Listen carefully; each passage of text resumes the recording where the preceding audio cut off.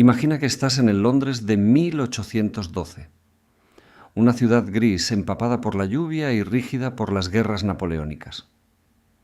La moral es severa, la diversión un lujo sospechoso. De repente, de la noche a la mañana, un hombre de 24 años, cojo, pálido y con una melena negra alborotada, se convierte en el dueño de todos los corazones. Las mujeres se desmayan al verle pasar. Los hombres intentan copiar su peinado desaliñado y su mirada perdida. No hay redes sociales, no hay televisión, pero su rostro está en todas partes. Es el primer fenómeno de masas de la historia, el primer rockstar, el primer ídolo global. Su nombre es Lord Byron. ¿Y su secreto? No ser un héroe perfecto, sino un villano irresistible. Es loco, malo y peligroso de conocer. Escribió de él una de sus amantes. ¿Y qué hizo ella después de escribir eso? Se arrojó a sus brazos. Alejandro Montiel te da la bienvenida a Vidas que marcaron la historia. Hoy no viajamos a un campo de batalla ni a un laboratorio. Viajamos al alma de un hombre que convirtió el escándalo en arte y el pecado en poesía, pero también a la historia de un exilio que lo llevó a convertirse en héroe nacional de un país que no era el suyo. Prepárate, porque la vida de Lord Byron no es un cuento de hadas, es una novela negra, una epopeya de pasión, deudas, orgías, acusaciones de incesto y una redención final que te dejará sin aliento. Y ojo, que todo esto es verdad. Antes de sumergirnos en los abismos de este genio oscuro, piensa por un momento. ¿Es posible separar al artista del monstruo? Podemos admirar la belleza de un poema, sabiendo que quien lo escribió rompió el corazón de decenas de personas y, según murmuraban, mantuvo una relación prohibida con su propia hermana.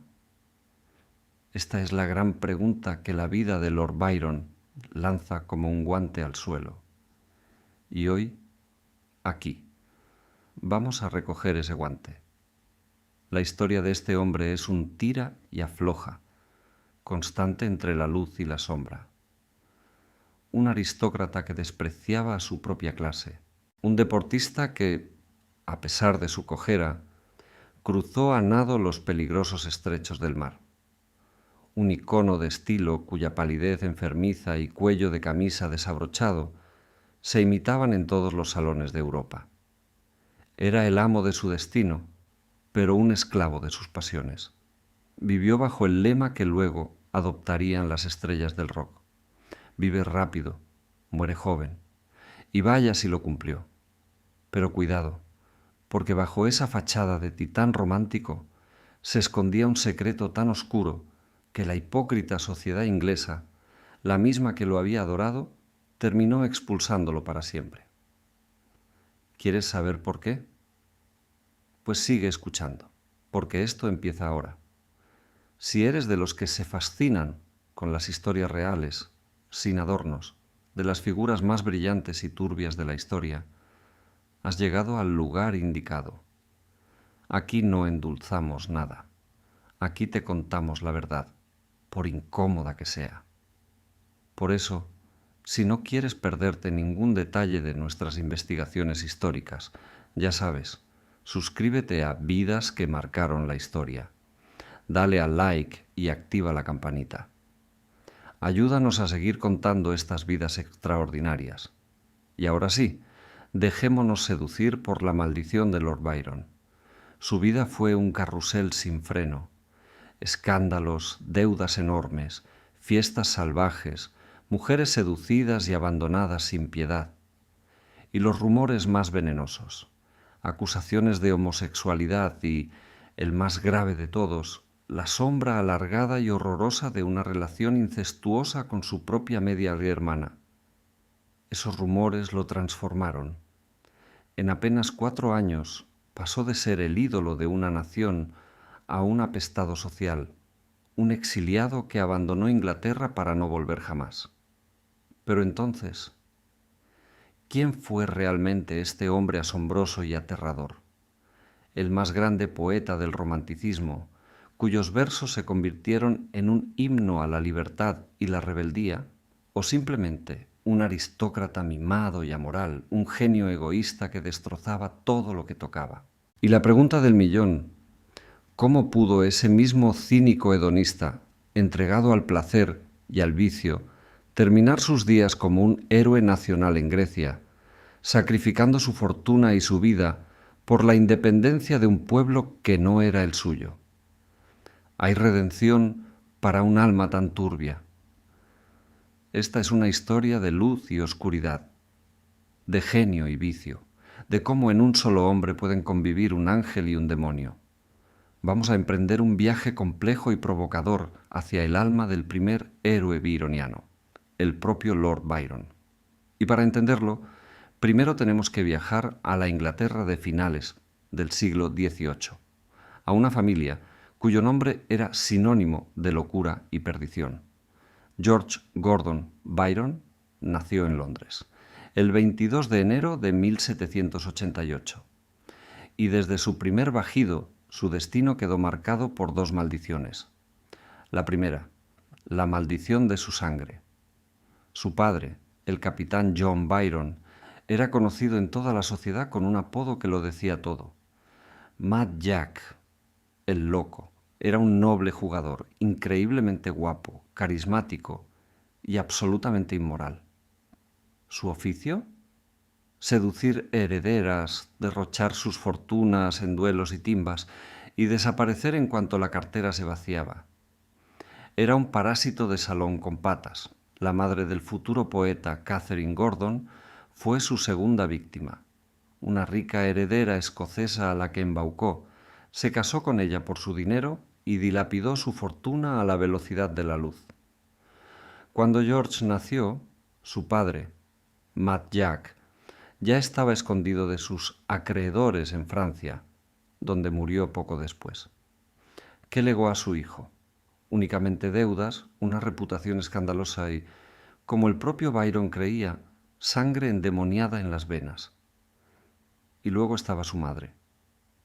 Catherine era una mujer pasional, impulsiva y completamente desequilibrada.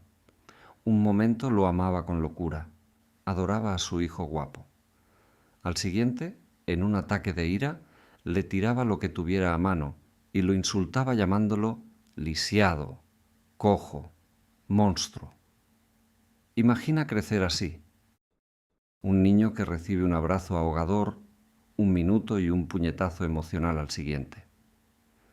Ese cóctel de amor sofocante y crueldad moldeó en el joven Byron un carácter explosivo, contradictorio, un deseo eterno de ser amado y al mismo tiempo una desconfianza total, casi cínica, hacia ese amor.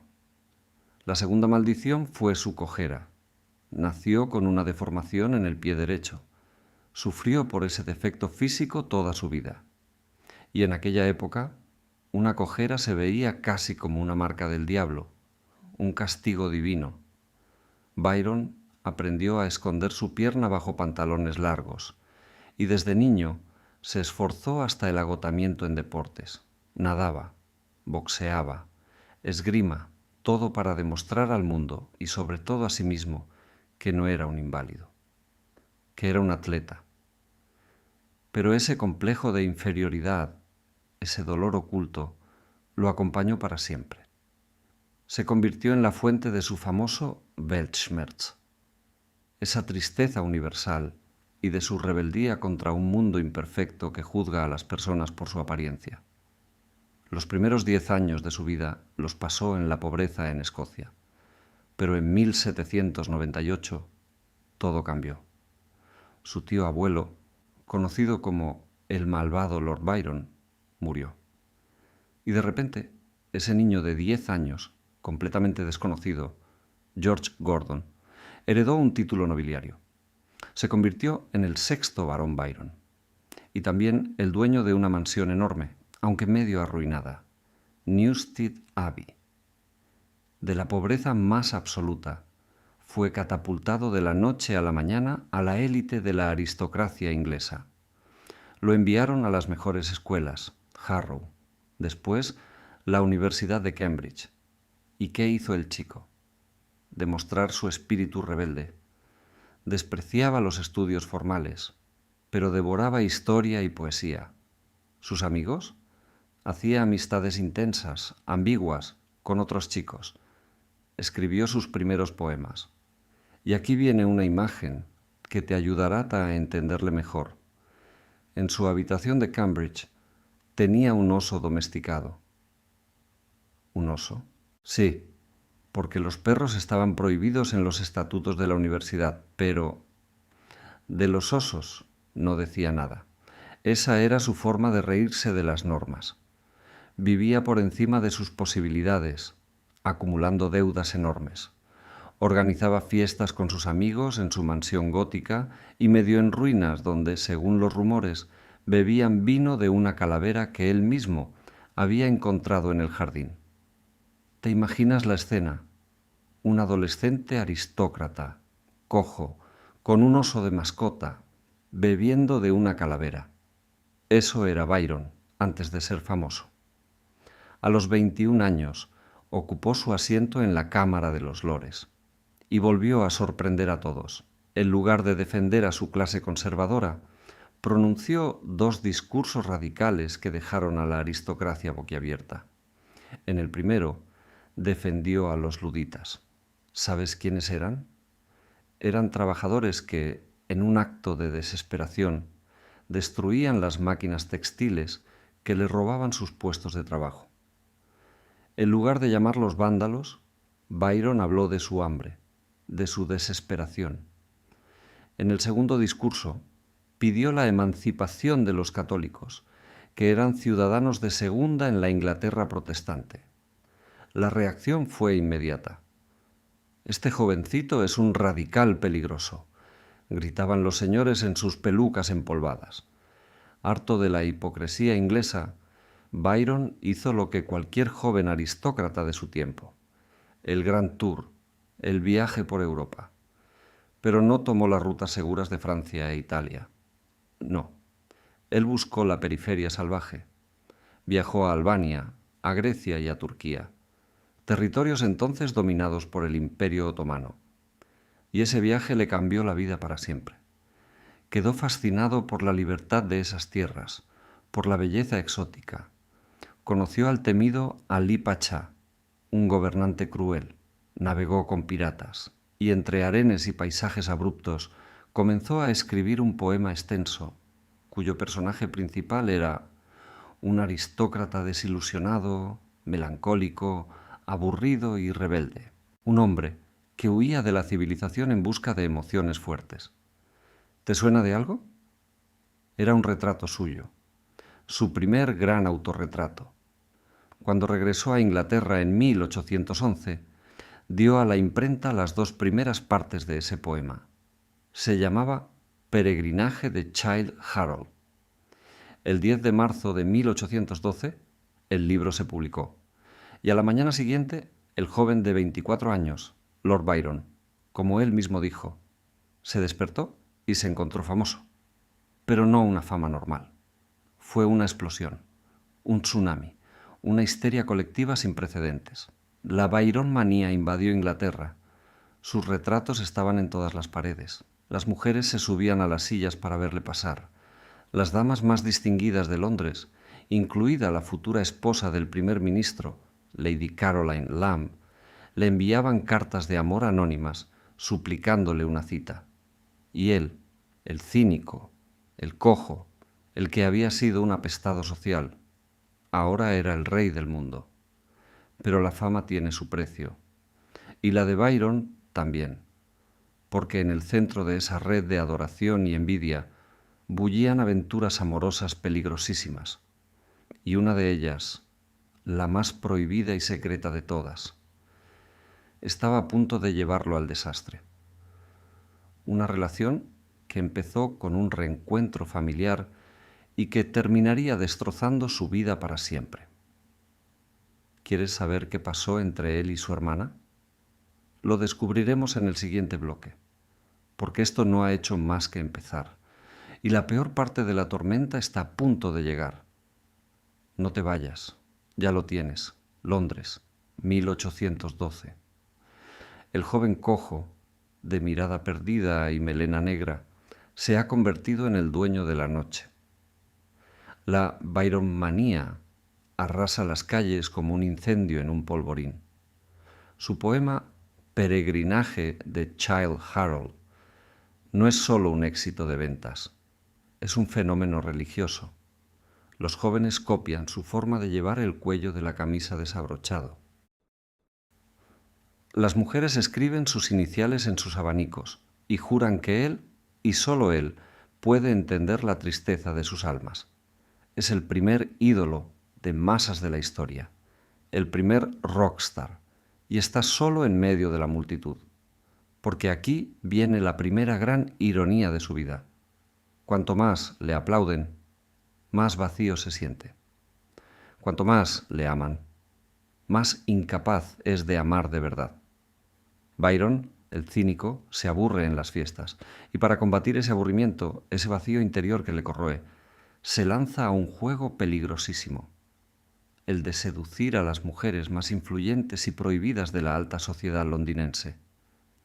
Y no lo hace por amor, lo hace por poder, por demostrarse a sí mismo que todavía puede sentir algo, aunque sea el vértigo del peligro.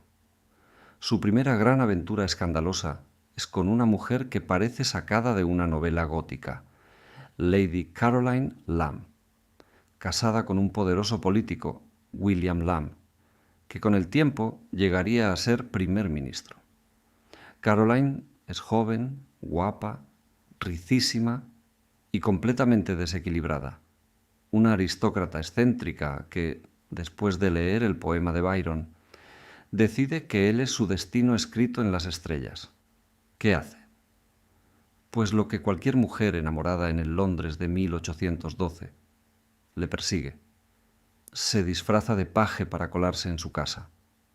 Le escribe cartas de amor con su propia sangre. Sí, has oído bien, con su propia sangre. Y cuando por fin se conocen, ella escribe en su diario una frase que se haría inmortal. Es loco, malo y peligroso de conocer. Pero no lo dice para ahuyentarse, lo dice fascinada, porque ese peligro es precisamente lo que la atrae. ¿A qué te suena? Es el mismo patrón de las relaciones tóxicas de hoy, pero con pelucas y carruajes. El romance entre Byron y Caroline es un huracán. Discuten en público, se reconcilian a escondidas, se escriben poemas de desamor, se acusan de infidelidades. Todo el Londres chismorreo observa el espectáculo como si fuera una serie de televisión.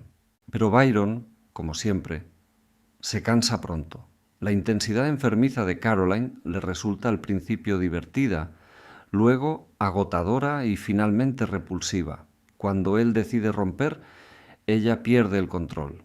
En un baile de la alta sociedad, en medio de un salón lleno de duques y condes, Caroline intenta suicidarse delante de todos. Se corta las venas con un trozo de cristal roto.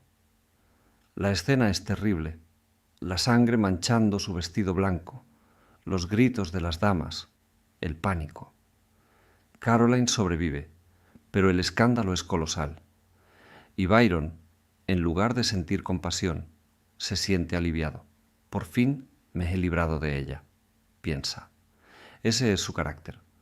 Un egoísta que ve a las mujeres como objetos de placer que se desechan cuando causan problemas. Pero no todo en su vida amorosa es locura. También hay una mujer que le ofrece algo diferente. Lady Oxford, una dama madura, inteligente y muy activa en política, mayor que él, culta, con una mente aguda y una ideología radical. Ella no solo se convierte en su amante, sino en su mentora. Le enseña que la poesía puede ser un arma política. Le abre las puertas de los círculos revolucionarios. Con ella, Byron siente que no solo le desean, sino que le respetan intelectualmente. Es una relación más compleja, más adulta, pero también con ella termina aburriéndose. Porque Byron, en el fondo, no busca una compañera, busca un espejo donde mirarse, Y cuando el espejo le devuelve una imagen que no le gusta, lo rompe y busca otro. Y entonces, en 1813, ocurre el encuentro que cambiaría su vida para siempre. El encuentro que, según muchos historiadores, desencadenaría su caída definitiva. Ese año, su media hermana, Augusta Leigh, entra en su vida con la fuerza de una marea negra. Ahora tienes que poner atención, porque aquí la historia se pone turbia, muy turbia. Augusta es la hija del primer matrimonio de Matt Jack, el padre de ambos. Es 4 años mayor que Byron. Casi no se han visto en la infancia. Él creció en Escocia, ella en Londres. Son prácticamente desconocidos el uno para el otro. Pero cuando se reencuentran como adultos, ocurre algo extraño, casi mágico. Sienten una conexión inmediata, una complicidad que va más allá de lo fraternal. ¿Por qué? Porque Augusta es todo lo que no son las leonas de Salón de Londres. Es una mujer casada, madre de 3 hijos, sencilla, dulce, alegre, sin pose intelectual alguna. No intenta impresionar a Byron con su ingenio, no compite con él. Simplemente le escucha, le acepta tal como es. Imagínatelo. Byron, que lleva siempre puesta la máscara del cínico, el rebelde, el seductor, de repente se encuentra con alguien con quien puede bajar la guardia, con quien puede ser él mismo, con sus miedos, sus complejos, su cojera, su miedo al ridículo. Augusta es su puerto en mitad del temporal de la fama. Y ese puerto, muy pronto, se convierte en algo más, algo prohibido, algo que la sociedad jamás perdonaría.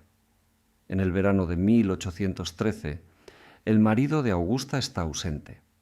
Ella viaja a visitar a su hermano a Newstead Abbey, la mansión gótica y ruinosa de Byron. Y allí, en esas habitaciones oscuras, entre velas y manuscritos, ocurre lo que ocurre. Nadie puede probarlo al 100%, porque no hay cámaras ni testigos directos. Pero las cartas, los poemas, las insinuaciones, los rumores posteriores, todo apunta a que la relación entre ellos traspasó todos los límites. Todo apunta a que se convirtieron en amantes. Para Byron, que se había rebelado toda su vida contra cualquier norma divina o humana, esta relación incestuosa era quizá la forma más alta de rebeldía. Un desafío a la propia creación, el pecado más terrible y más dulce. Estaba obsesionado con Augusta. Le escribió poemas llenos de claves secretas que sólo ella podía entender. Firmaba sus cartas con iniciales que eran un código de amor prohibido. Y en abril de 1814, Augusta da a luz a una niña. La llaman Elizabeth Medora, y casi todo el mundo, incluida la propia Augusta, está convencido de que el padre de esa niña no es el marido, sino el hermano, Lord Byron. Piénsalo, es una situación límite. Un hombre en la cima de la fama mundial, aclamado por las masas, adorado por las mujeres más bellas de Europa, pero que en su interior se está pudriendo de culpa y miedo, porque el secreto de su relación con Augusta es una bomba de relojería. Si llega a saberse, si los periódicos se hacen eco de ese rumor, su vida estallará en 1000 pedazos. La hipócrita moral victoriana, que le ha tolerado sus borracheras, sus deudas y sus amantes, no le perdonará jamás el incesto. Byron intenta, como muchas veces hacemos cuando no sabemos gestionar nuestras emociones, huir hacia adelante. Y su huida tiene un nombre: matrimonio. Cree que casándose con una mujer virtuosa podrá sepultar su secreto, podrá calmar sus demonios, y comete, según casi todos los biógrafos, el mayor error de su vida. La elegida es Annabella Milbank.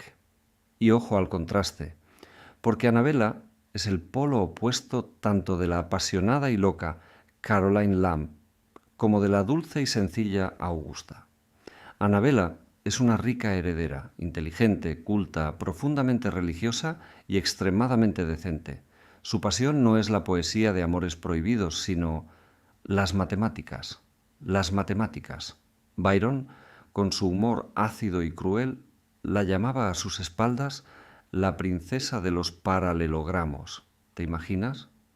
El poeta más romántico del mundo, casado con una calculadora humana. Byron no la ama. No siente por ella ni un gramo de la pasión que sintió por Caroline, ni de la ternura que siente por Augusta. Pero está convencido de que esta mujer fría y virtuosa puede salvarle.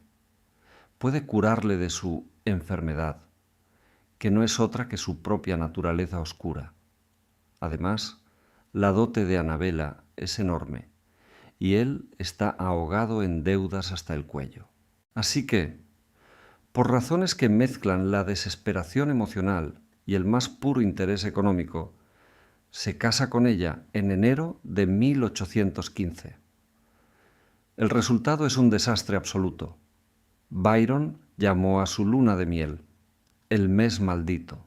Desde el primer día es cruel y distante con su joven esposa.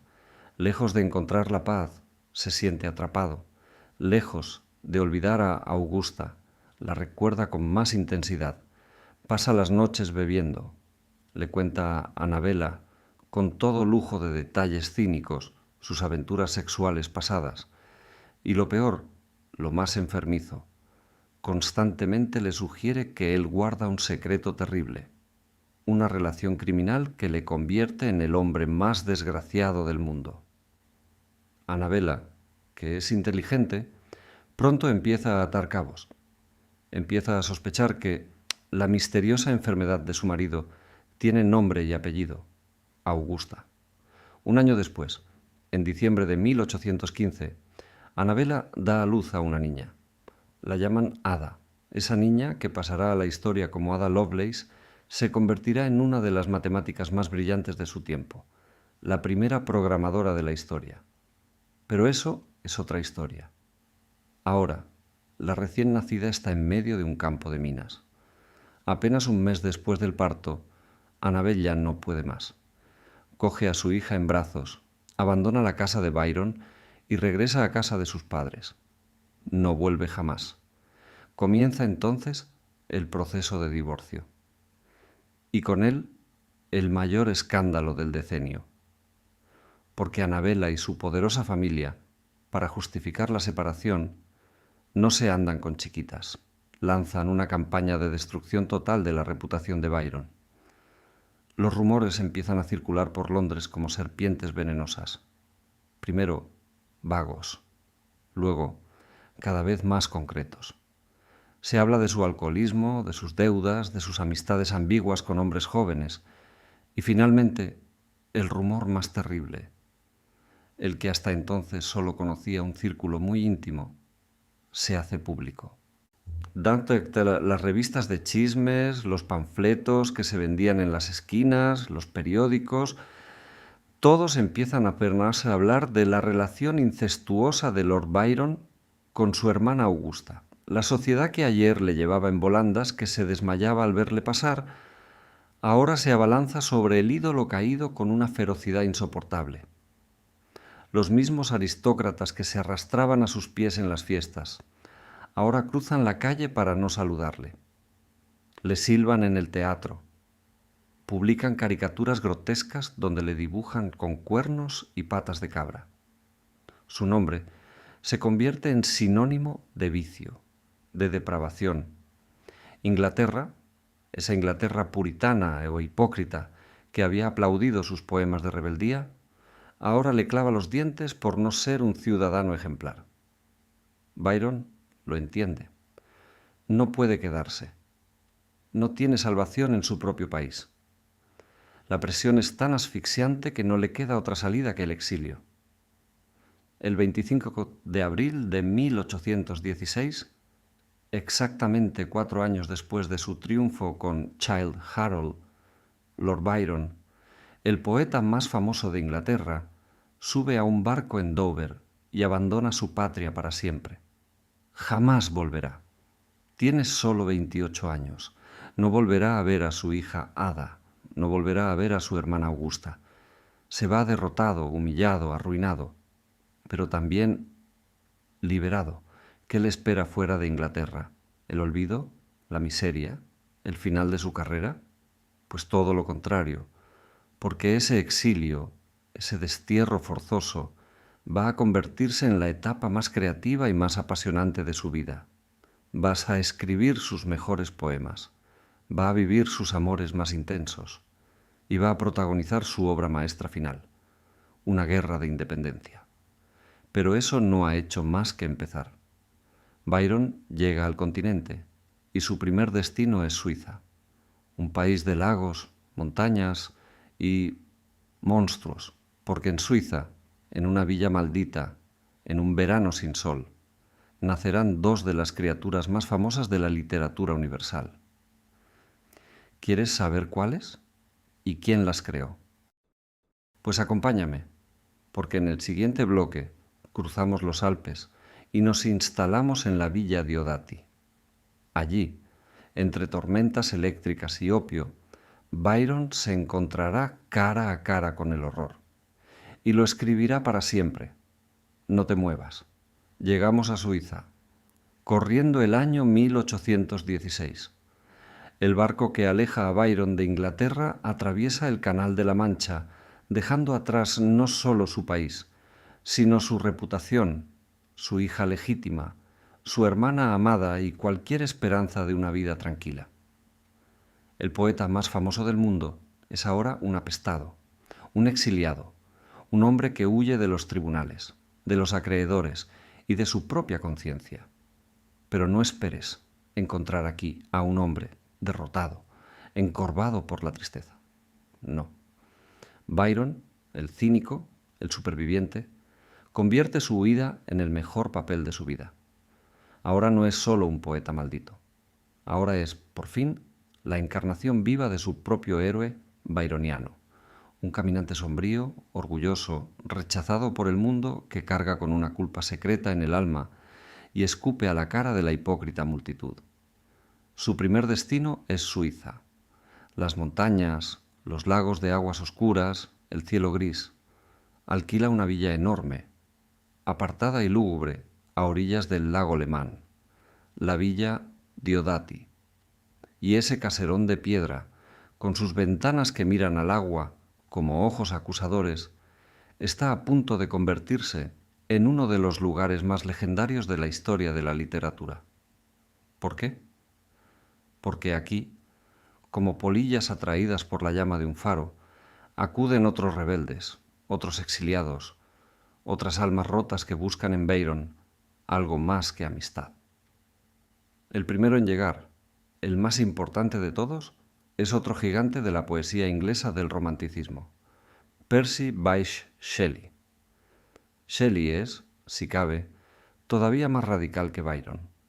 Un joven de 24 años, pelo alborotado y mirada de visionario. Fue expulsado de Oxford por escribir un panfleto ateo. Ha roto con su familia aristócrata por negarse a besar el anillo de la sumisión. Es un soñador, un idealista que cree que el mundo puede cambiar con palabras y con gestos, y viaja acompañado de su joven amante, Mary Godwin, que más tarde pasará a la historia como Mary Shelley. Junto a ellos viene también la hermanastra de Mary, una chica de 19 años, de ojos verdes y ambición desmedida, llamada Claire Clairmont. Claire, tienes que saberlo, está obsesionada con Byron desde Londres. Ha leído todos sus poemas, ha coleccionado sus retratos y has organizado este viaje a Suiza con un solo objetivo: convertirse en su amante. Lo consigue, por supuesto. Byron, que nunca había dicho que no a una mujer que se le ofrece, pasa unas semanas con ella. Y de esa breve aventura nacerá tiempo después una hija ilegítima, Allegra. Pero esa historia es un drama que veremos más adelante, porque el verdadero acontecimiento de aquel verano no es un romance pasajero, sino la alianza creativa de dos genios, Shelley y Byron, y la atmósfera única, casi sobrenatural, que se respira en la villa Diodati. Ahora tienes que imaginarte el escenario. El año 1816 ha pasado a la historia como el año sin verano. ¿Sabes por qué? Lejos de aquí, en Indonesia, el volcán Tambora ha entrado en erupción con una violencia nunca vista. Las cenizas han cubierto la atmósfera de medio planeta. En Europa, el sol apenas se ve. Las temperaturas son anormalmente frías. Las cosechas se pierden. El hambre se extiende. Y sobre el lago Lemán, las tormentas eléctricas se suceden día tras día, noche tras noche. Los relámpagos iluminan el cielo oscuro como si fuera un presagio del fin del mundo. Byron, Shelley, Mary, Claire y el médico personal de Byron, el doctor John Polidori, un joven ambicioso y un poco torpe, están encerrados en la villa durante semanas. Las ventanas vibran con el viento. La lluvia golpea los cristales. No pueden salir, así que se dedican a lo que mejor saben hacer: leer, discutir y contar historias. Se turnan para leer en voz alta poemas alemanes de fantasmas. Hablan de filosofía, de ciencia, de la posibilidad de reanimar a los muertos con electricidad. Imagina la escena: una gran chimenea encendida, sombras bailando en las paredes, vino tinto humeando en las copas, y 4 mentes brillantes, atrapadas, empujándose unas a otras hacia el abismo de la imaginación. Una noche, Byron propone un desafío, un juego. Toma la palabra y dice, con ese tono suyo entre burlón y serio: cada uno de nosotros va a escribir su propia historia de fantasmas. La más terrorífica ganará. Y se ponen a escribir. Pero no te imagines a 4 escritores profesionales plasmando sus obras maestras de un tirón. No. Escriben un poco, se la leen a los demás, discuten, se ríen, se asustan. Shelley, el ateo, tiene una pesadilla a plena luz del día y sale corriendo de la habitación porque ha visto los ojos de una niña muerta mirándole desde la oscuridad. Polidori, el médico, escribe un esbozo torpe que Byron rechaza con una carcajada. Y entonces, una noche, ocurre la magia. Mary Godwin, que entonces tiene solo 19 años, está acostada en su cama, tratando de dormir. Pero su cabeza da vueltas.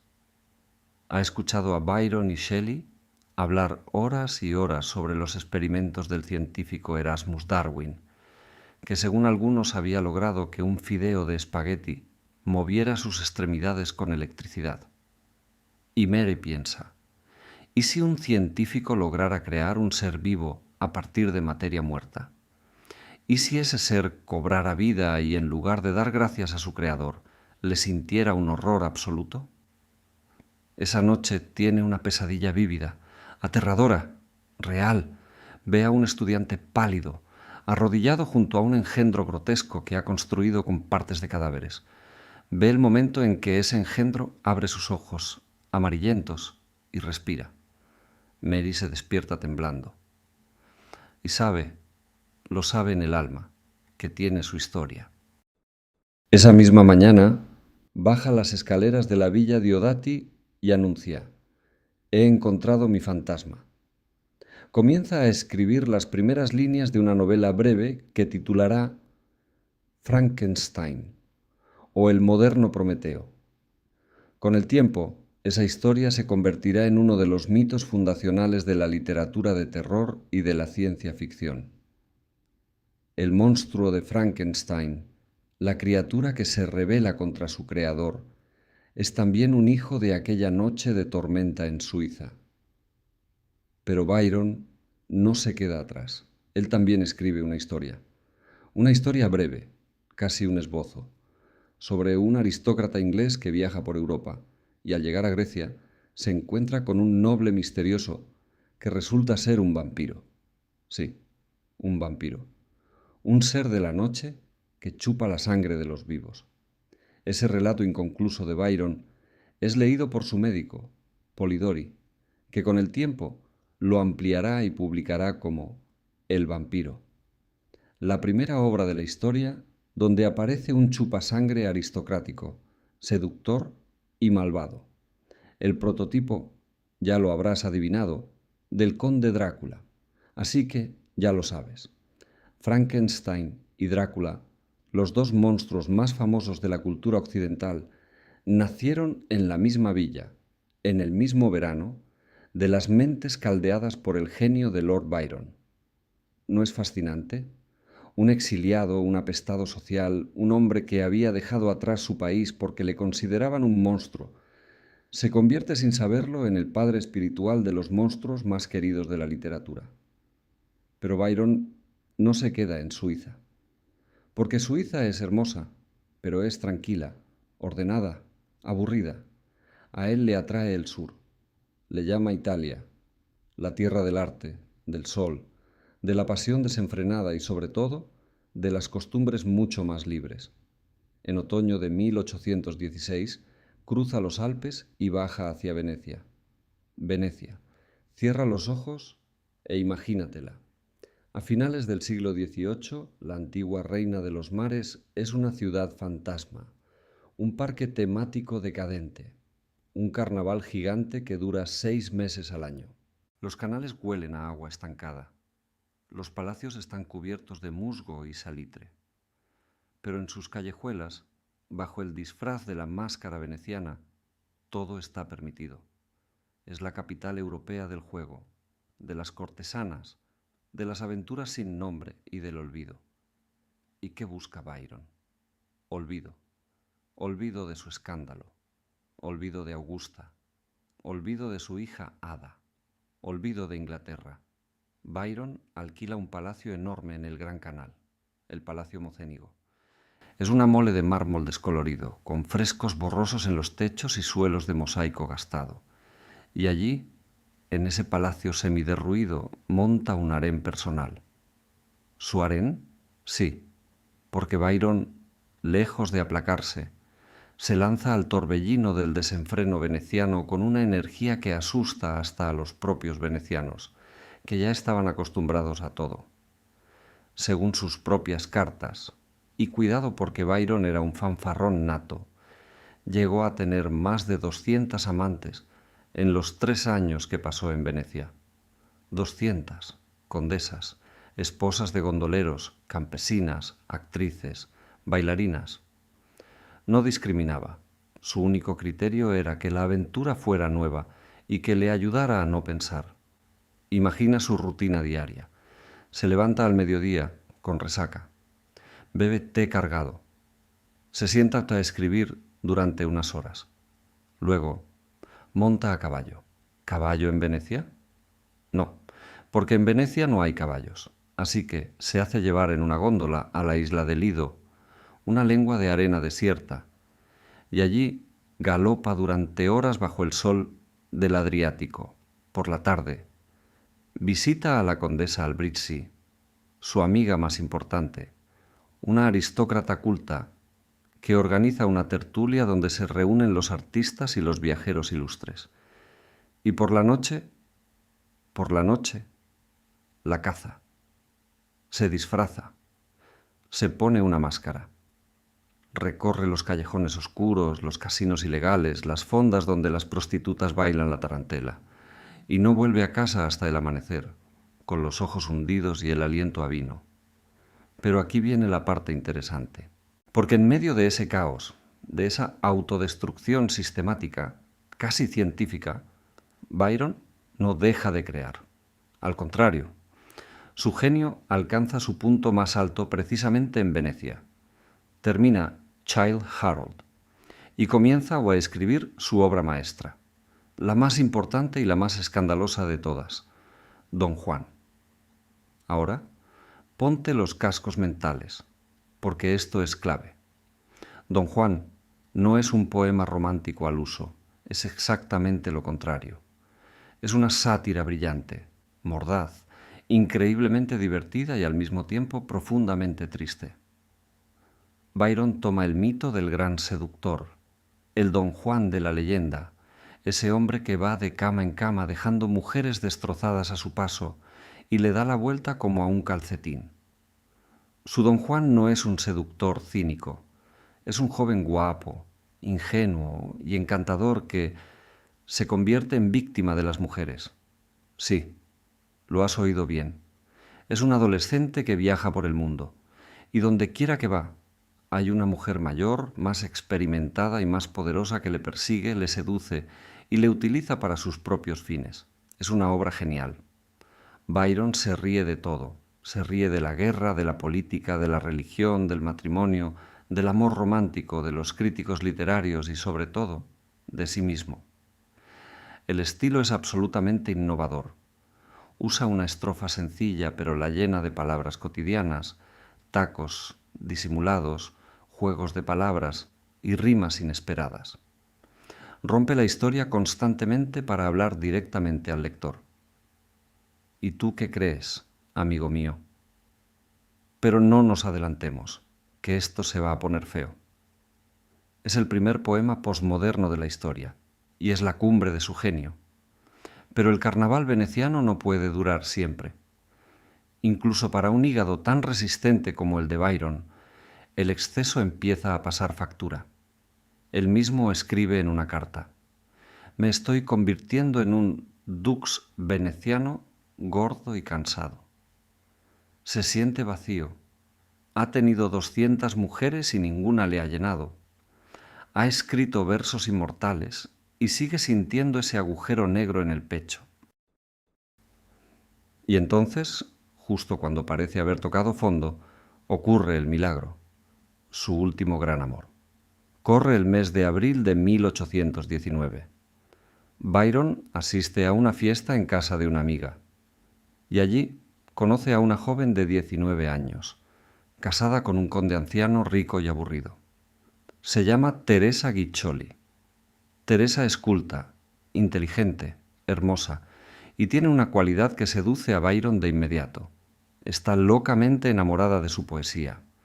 Ha leído Childe Harold y Don Juan, a escondidas de su marido. Cuando conoce al poeta real se queda paralizada. Para ella, Byron no es un hombre. Es un dios viviente bajado directamente de las páginas de sus epopeyas. Byron, que ha conocido a cientos de mujeres, que se ha acostado con decenas, que ha roto todos los corazones imaginables, se siente por primera vez en mucho tiempo desarmado, porque Teresa no le busca para una aventura de una noche.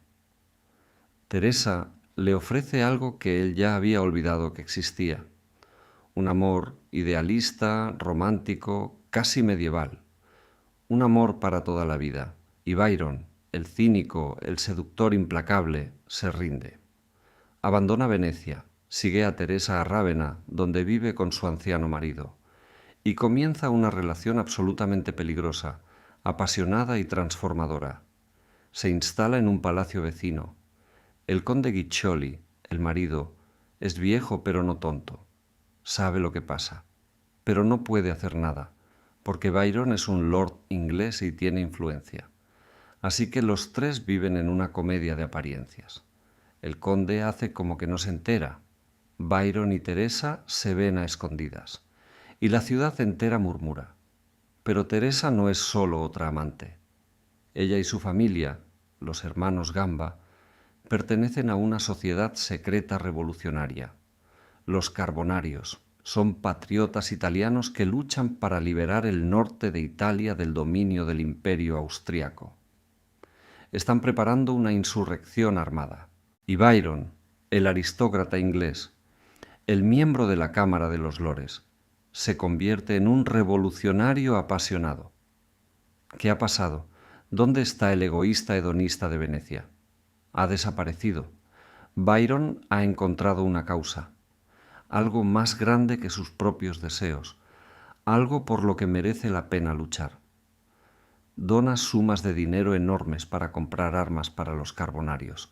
Esconde a los conspiradores en su casa cuando la policía austríaca les busca. Asiste a reuniones secretas en sótanos con olor a vino agrio y pólvora. Por primera vez en su vida, Byron tiene un propósito. Ya no es solo un poeta, es un hombre de acción, pero la revuelta de los carbonarios es un fracaso. Las tropas austríacas, mejor armadas y organizadas, aplastan la insurrección. Los hermanos Gambas son exiliados. Byron, junto con Teresa y su familia, tiene que huir. Se trasladan a Pisa, una ciudad más tolerante. En Pisa, Byron se reencuentra con su viejo amigo Percy Shelley, que también vive en Italia, huyendo de sus propios demonios.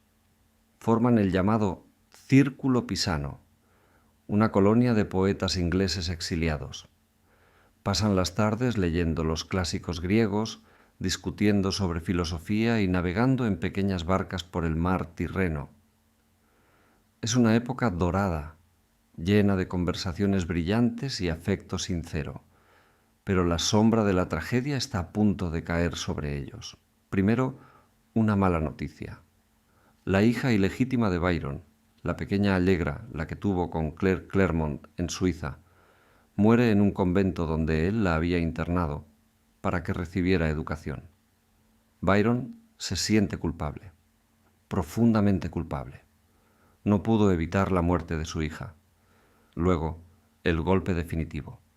En el verano de 1822, Shelley sale a navegar con un amigo en su goleta, el Ariel. Una tormenta se desata de repente. El mar se vuelve negro. La goleta desaparece. 10 días después, el cuerpo de Percy Bysshe Shelley, uno de los más grandes poetas de Inglaterra, aparece en la playa. Las leyes de la Toscana exigen que, por razones sanitarias, el cadáver sea incinerado allí mismo. Byron asiste a la escena. Sus amigos preparan una pira funeraria en la playa desierta, al estilo de los antiguos griegos. Se enciende el fuego. Las llamas consumen lentamente el cuerpo de Shelley, su amigo, su rival, su compañero de fatigas. Byron no puede soportarlo. En un momento dado se quita la ropa, se arroja al mar y nada mar adentro hasta quedar fuera de la vista. ¿Qué busca? ¿La muerte? ¿La purificación? ¿O simplemente huir de ese horror? Nunca lo sabremos. Pero esa imagen, la de Byron nadando en un mar revuelto mientras el humo de la pira funeraria de su mejor amigo se eleva al cielo, es de una tristeza infinita. Byron queda destrozado. Siente que su vida italiana, su último amor, sus juegos revolucionarios, todo se acerca al final. Está vacío por dentro. Tiene 35 años. Es el poeta más famoso del mundo, pero su vida le parece completamente absurda. Y entonces, justo cuando toca fondo, cuando el vacío le devora, llega una llamada. Una llamada desde el país más remoto, más romántico y más desgraciado de Europa. Una llamada que le ofrece una última oportunidad de ser algo más que un poeta maldito.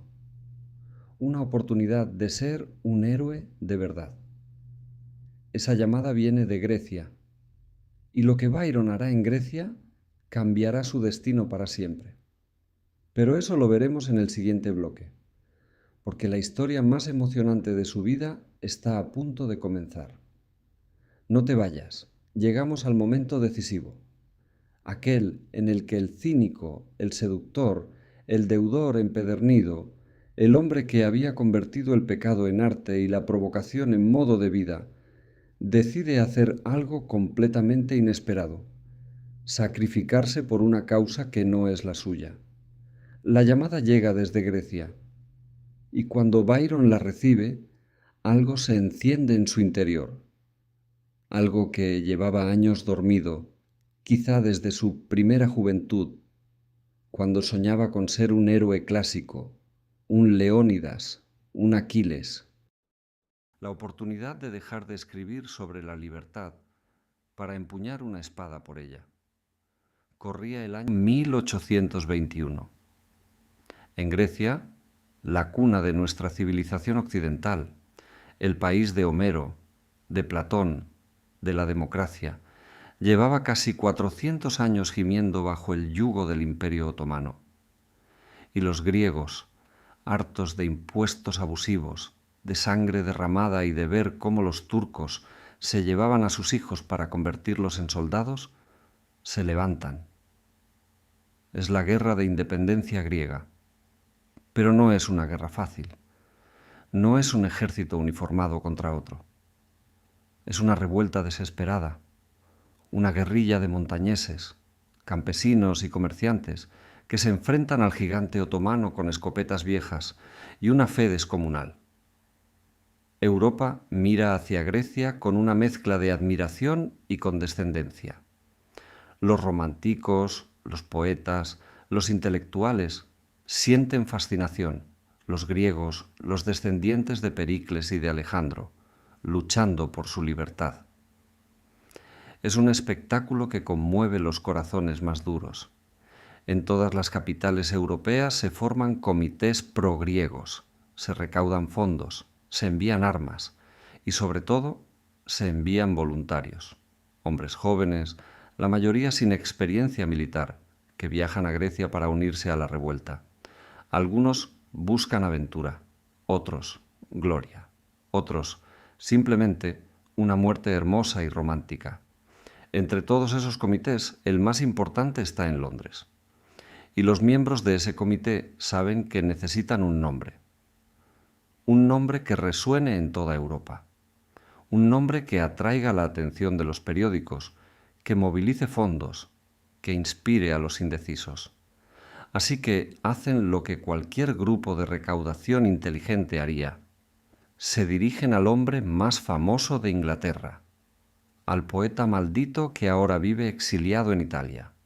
Se dirigen a Lord Byron, y Byron, cuando recibe la carta del comité griego, siente que el destino le llama por su nombre. Piensa en su juventud cuando viajó a Grecia y quedó prendado de sus paisajes y de su gente.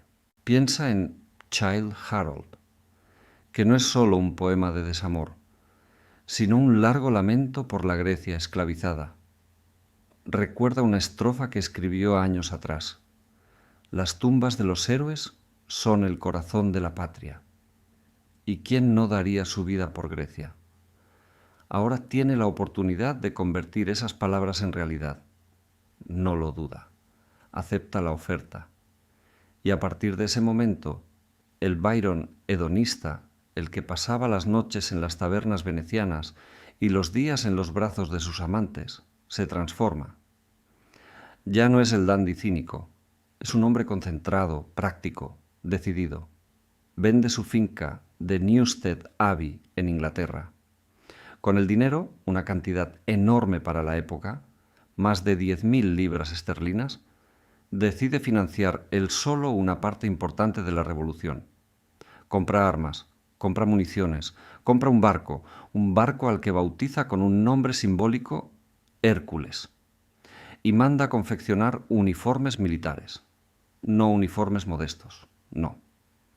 Byron, que nunca ha perdido su amor por el teatro, se hace confeccionar un casco de estilo griego, antiguo, una espada con empuñadura de plata y una capa roja como la sangre. Alguien podría pensar que es pura pose, y quizá lo es en parte. Pero también es la manera que tiene Byron de decirse a sí mismo: esto va en serio, no vuelvo atrás. En julio de 1823 se despide de su último gran amor, Teresa Guiccioli. Ella no puede acompañarle.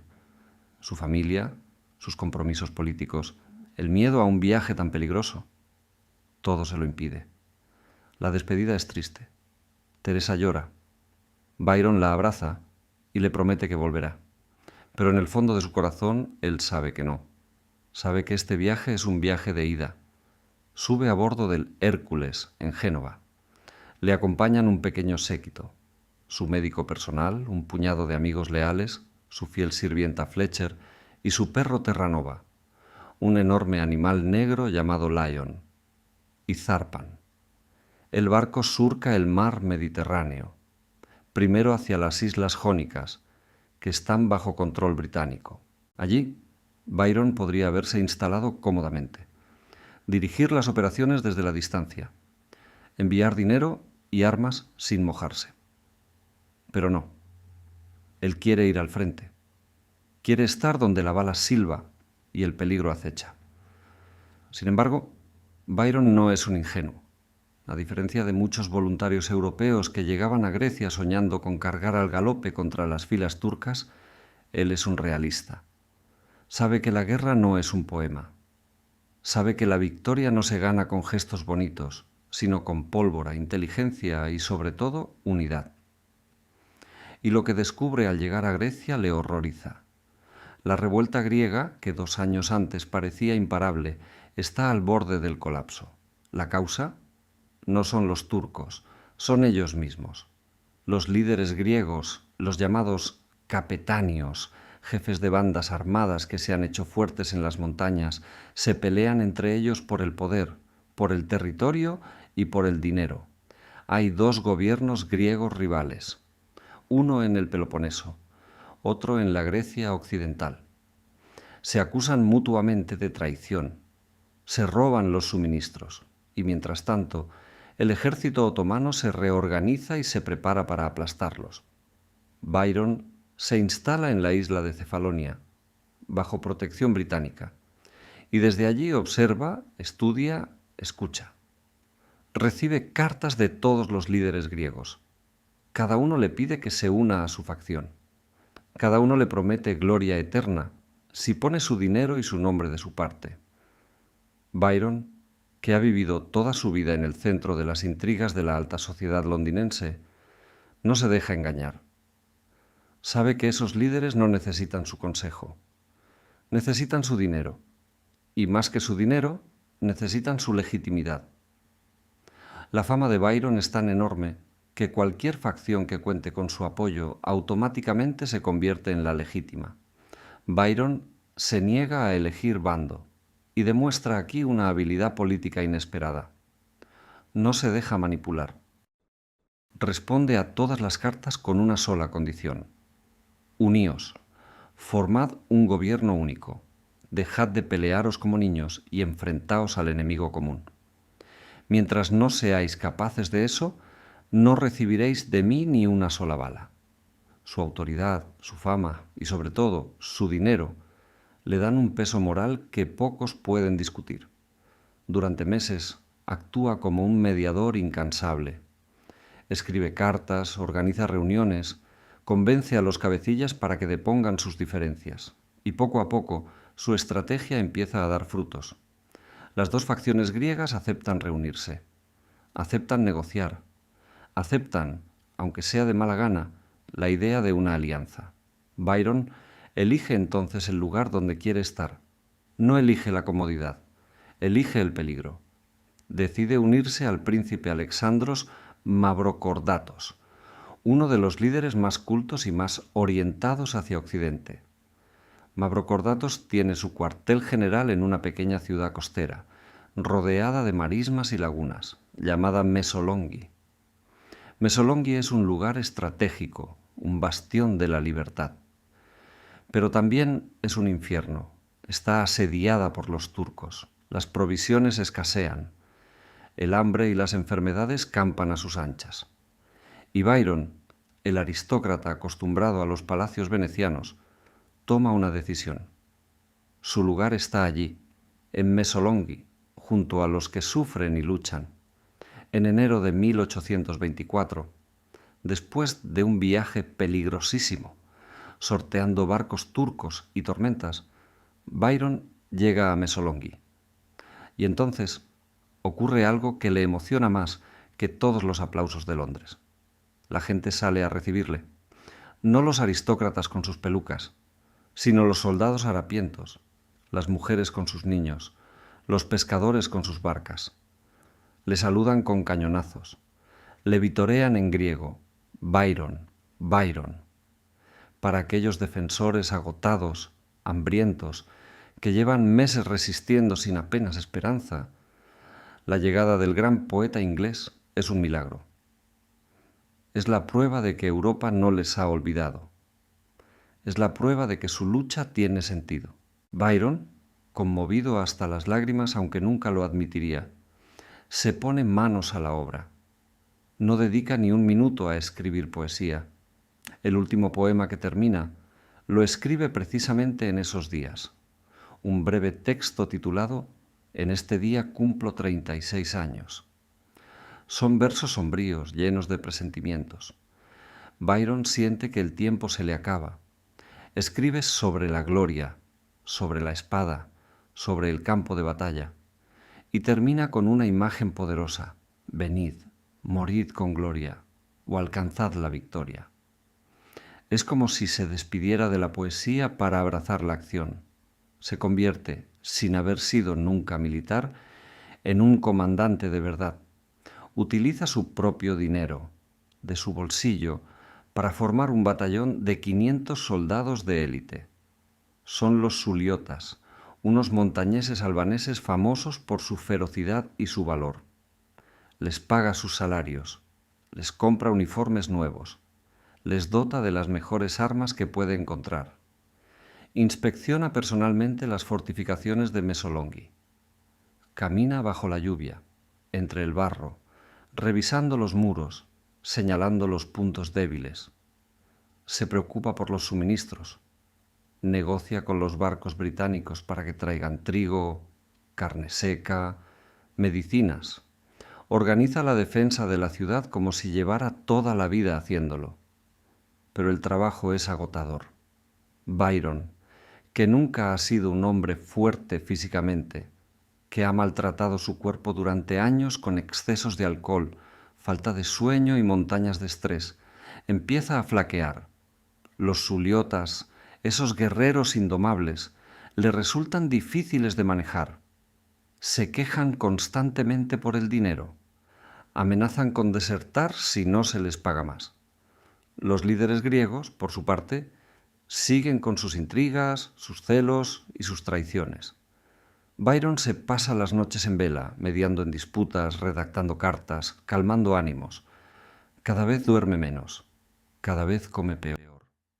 Su salud, minada por años de abusos, comienza a resquebrajarse, pero él no se rinde.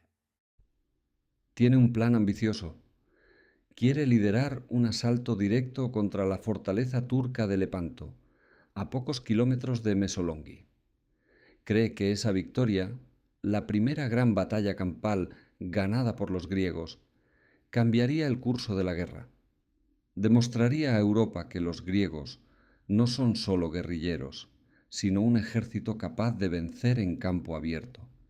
Y Byron quiere estar al frente. Quiere llevar él mismo a sus suliotas a la carga. Quiere quizá encontrar esa muerte gloriosa que ha cantado tantas veces en sus poemas. Pero el destino no le concede ese deseo. En febrero, durante una acalorada discusión con los capitanes suliotas, Byron sufre un violento ataque. Pierde el conocimiento. Cuando despierta, no puede mover un lado de la cara. Ha tenido lo que hoy llamaríamos un ataque isquémico transitorio, un pequeño ictus. Los médicos le recomiendan reposo absoluto. Pero Byron no escucha. Se levanta a los 2 días, vuelve a cabalgar, vuelve a inspeccionar las murallas, vuelve a discutir con los suliotas. Él sabe que el tiempo se acaba y que tiene una misión que cumplir. Llega el mes de abril, el día 9 de abril de 1824. Byron sale a caballo, como tantas otras mañanas, pero el cielo, que estaba despejado, se cubre de repente de nubes negras. Cae una tormenta de lluvia helada. Byron regresa a su casa empapado hasta los huesos, tiritando. A la mañana siguiente tiene fiebre muy alta. Está delirando. Los médicos de Mesolonghi acuden a verle. No se ponen de acuerdo sobre la enfermedad. ¿Tifus? ¿Malaria? ¿Una pulmonía? Lo que sí saben es que, según la medicina de la época, solo hay una cura para la fiebre: extraer sangre.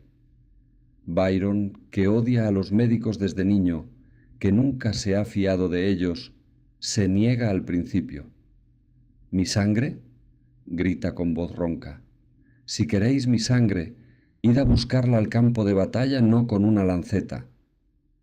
Pero está demasiado débil para resistirse. Le extraen sangre una vez, luego otra, luego una tercera. Lo dejan prácticamente exangüe, sin fuerzas para luchar contra la enfermedad. Pasa los días delirando, Habla en inglés, en italiano, en griego. Llama a su hija Ada. Llama a su hermana Augusta. Ve rostros que no están allí.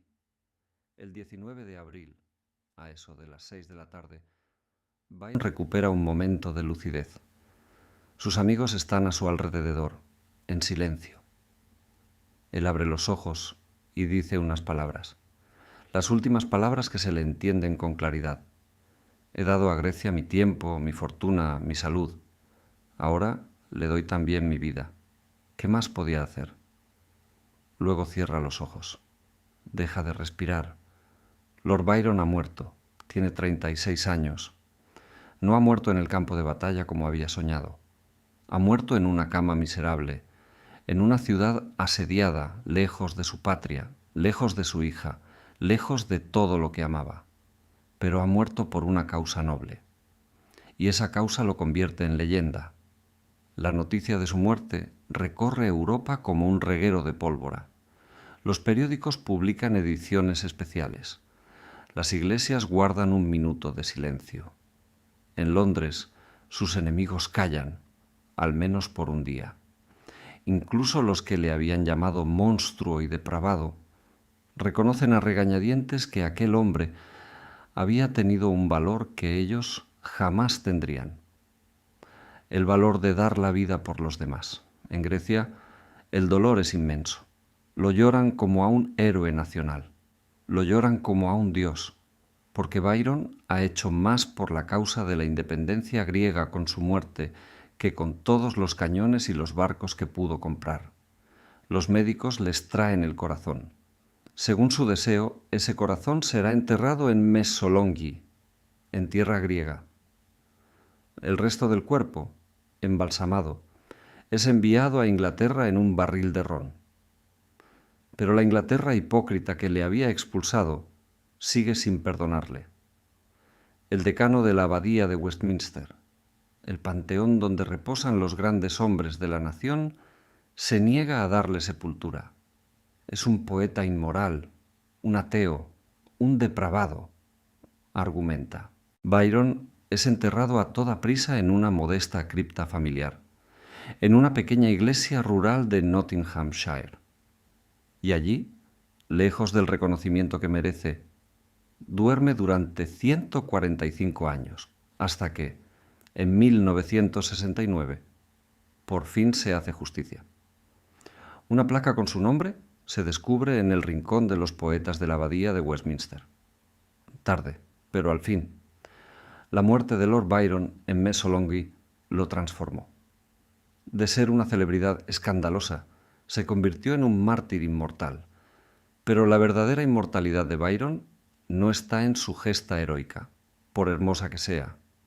No está en su final de película, con el corazón enterrado en tierra extranjera.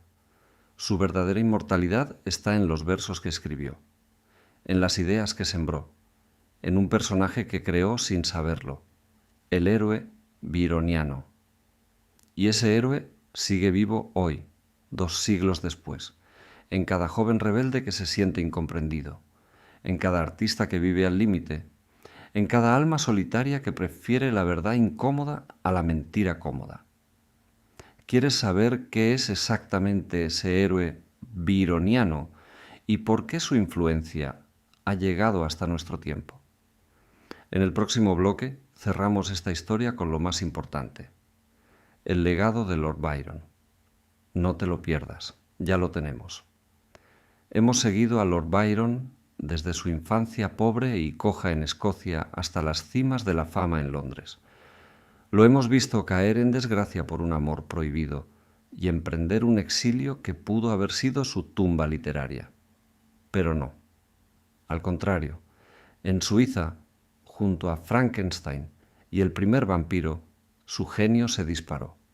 En Venecia, entre 200 amantes y palacios decadentes, escribió su obra maestra, Don Juan. En Italia se convirtió en revolucionario por una causa que no era la suya. Y en Grecia encontró la muerte que le faltaba para convertirse en leyenda. Ahora, con el cuerpo frío y el corazón enterrado en tierra helénica, toca preguntarse, ¿Qué queda de todo esto 200 años después? ¿Por qué seguimos hablando de Lord Byron? ¿Por qué sus versos todavía nos emocionan y su figura todavía nos fascina? La respuesta tiene un nombre: el héroe byroniano, un personaje, un arquetipo, una forma de estar en el mundo que Byron creó sin saberlo, pintándose a sí mismo con las palabras de sus poemas. Y ese personaje, amigo mío, no se ha jubilado.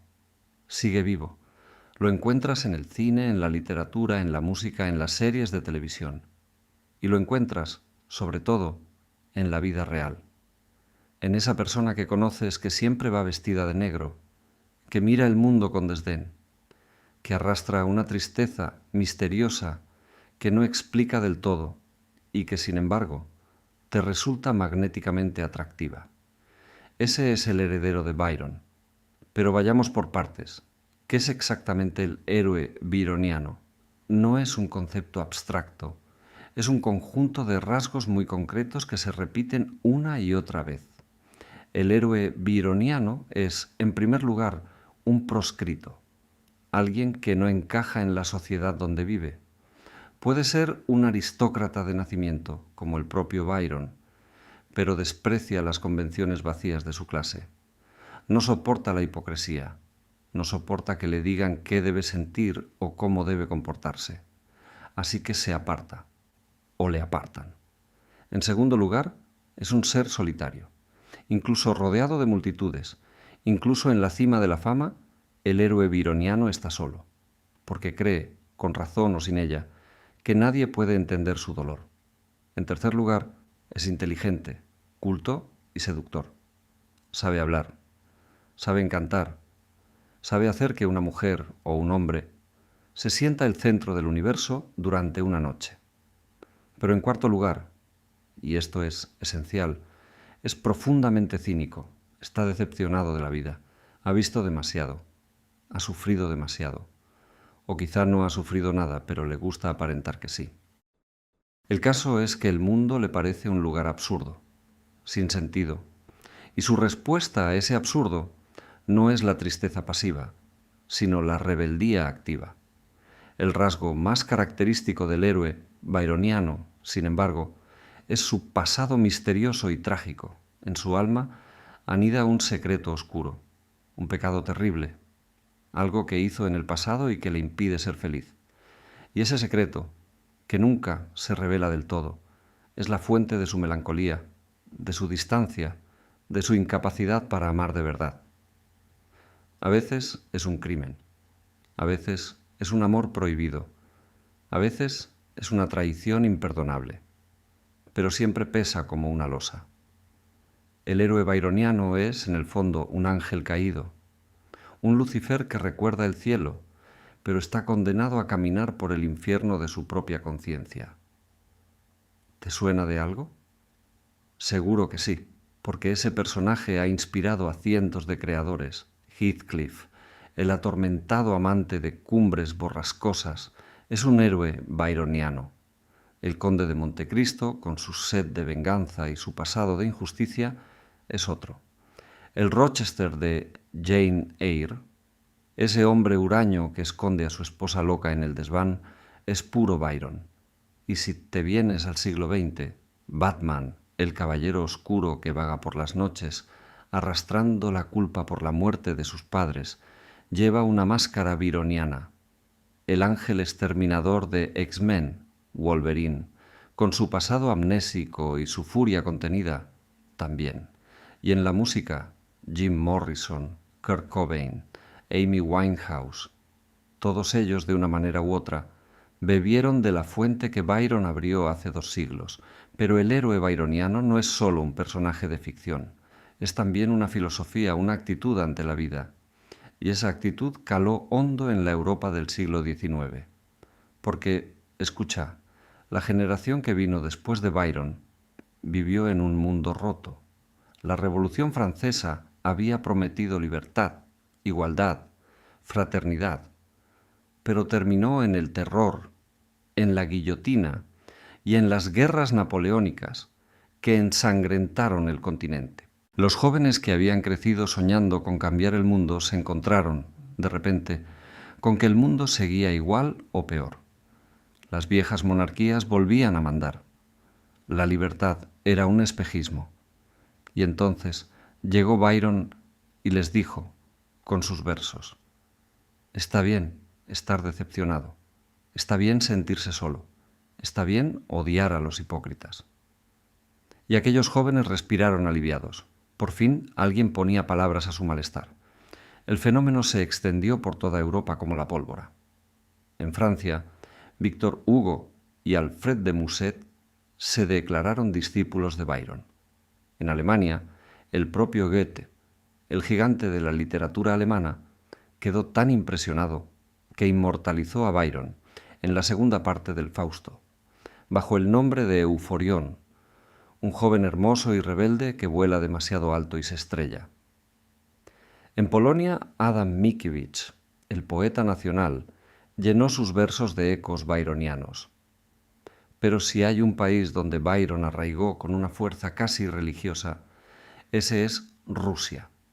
Imagínate la Rusia de 1830, un imperio inmenso, gobernado por zares autócratas, donde la nobleza vivía entre el lujo y el aburrimiento.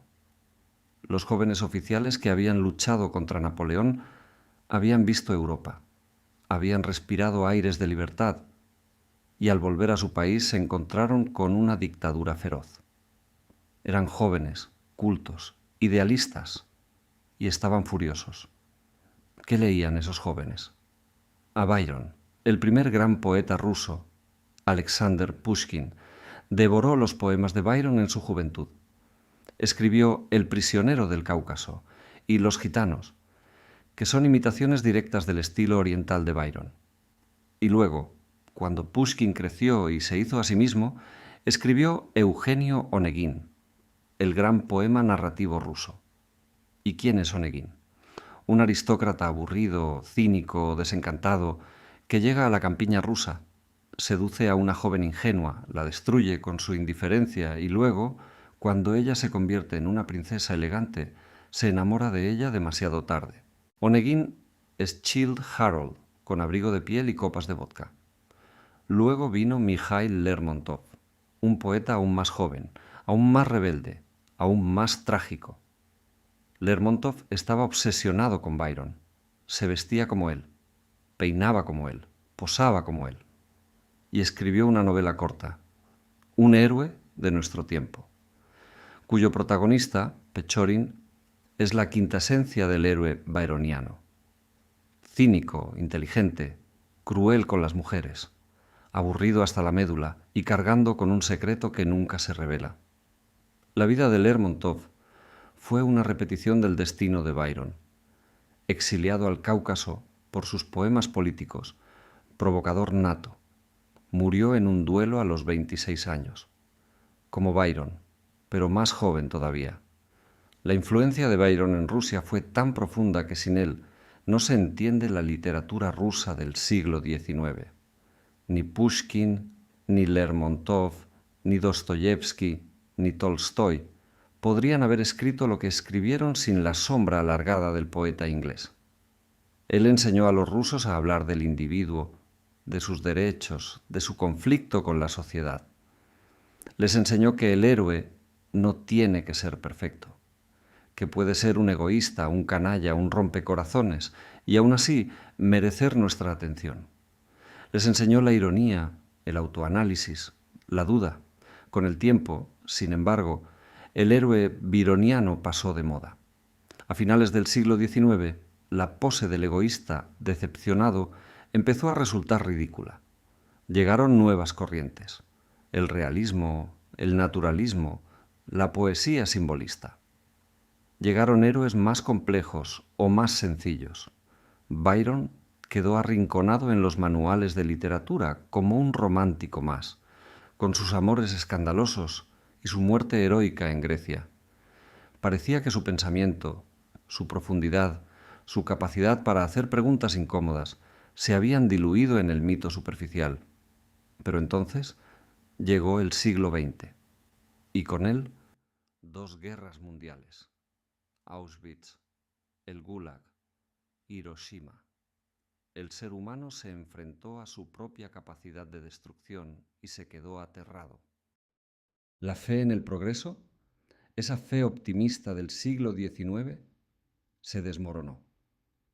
Y de repente, la voz de Byron, con su cinismo, su desconfianza en la razón pura, su conciencia de que bajo la fina capa de la civilización se esconde una bestia irracional y salvaje, se volvió a escuchar con claridad. No era un romántico anticuado. Era un profeta. Era el primer existencialista. El primer hombre que dijo, antes que Nietzsche, que Dios ha muerto.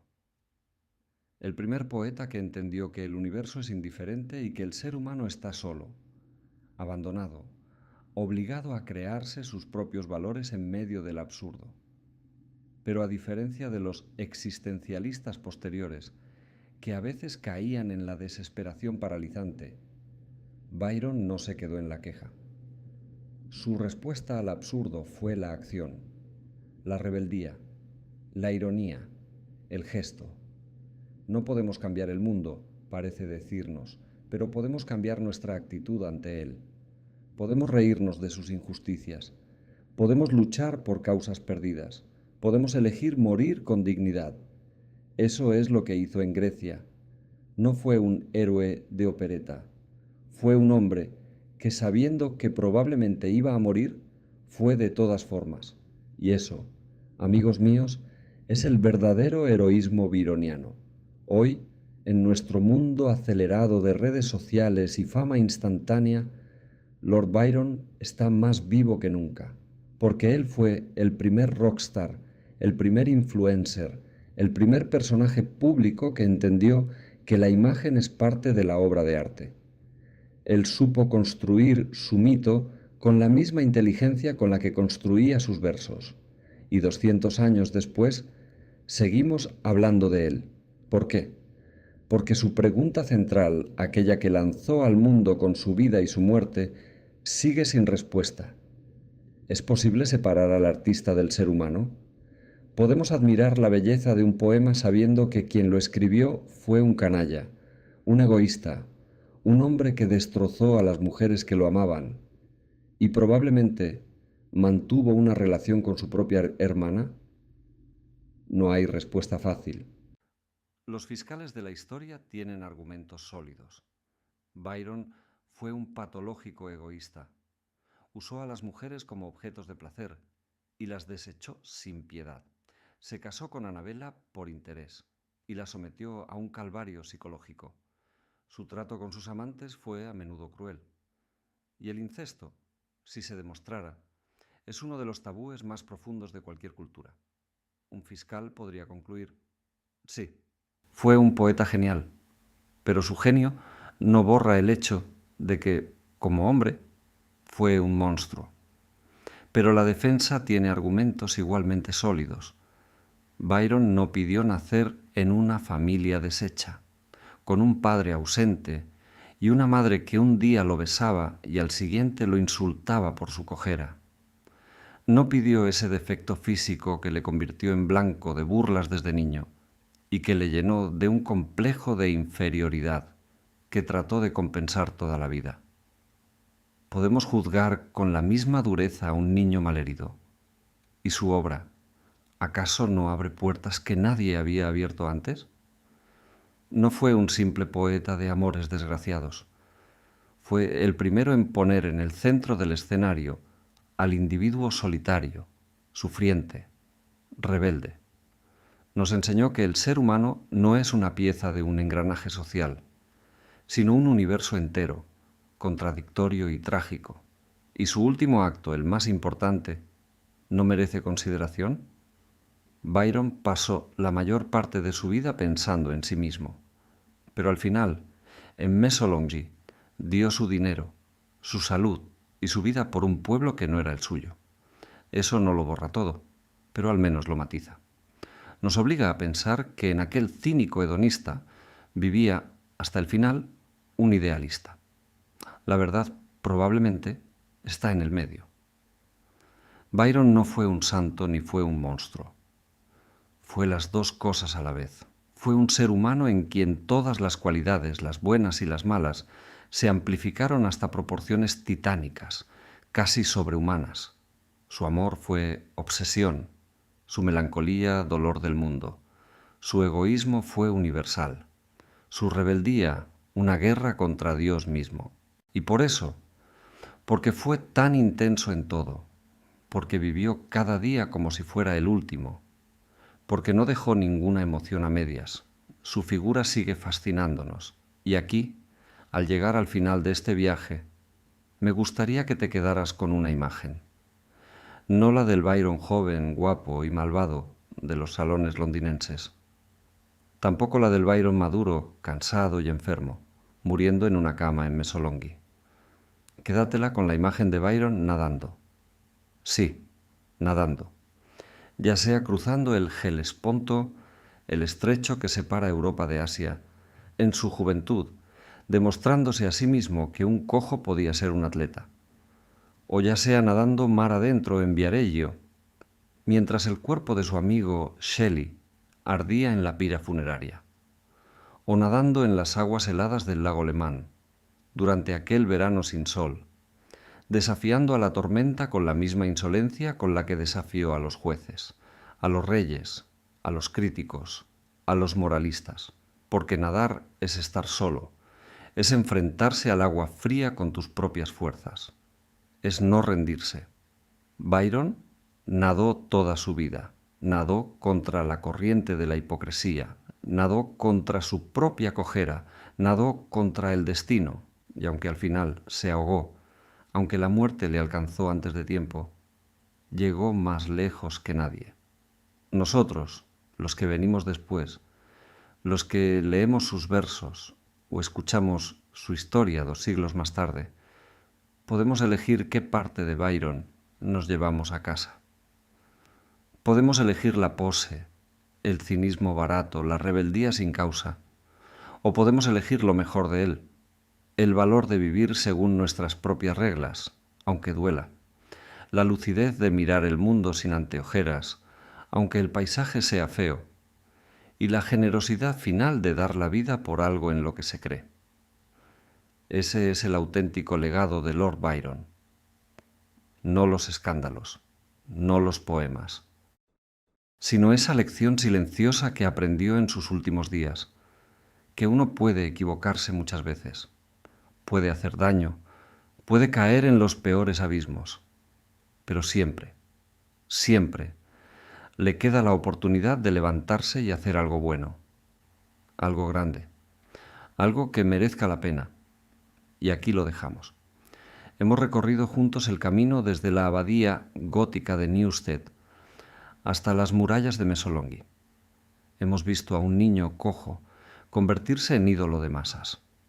Hemos asistido a su caída en desgracia, a su exilio, a su resurrección como poeta total. Hemos llorado con sus amores prohibidos y hemos admirado su valor final. Lord Byron fue muchas cosas, pero nunca fue aburrido. Y si algo hemos aprendido de él, es que la vida, con todas sus contradicciones, merece ser vivida con intensidad, sin miedo a la opinión de los demás, sin miedo a las consecuencias. Gracias por acompañarme en este viaje. Si te ha gustado esta inmersión en la vida de uno de los personajes más fascinantes de la historia, recuerda que puedes encontrar más historias como esta en el canal Vidas que marcaron la historia. Historias verdaderas, sin adornos, contadas como se merecen. Soy Alejandro Montiel. Nos vemos en la próxima vida. Hasta entonces, cuídate y no dejes que nadie te diga qué versos escribir en tu propia historia. Fin del guión. 5 bloques completados. Esperando. Comando. OK para función 1.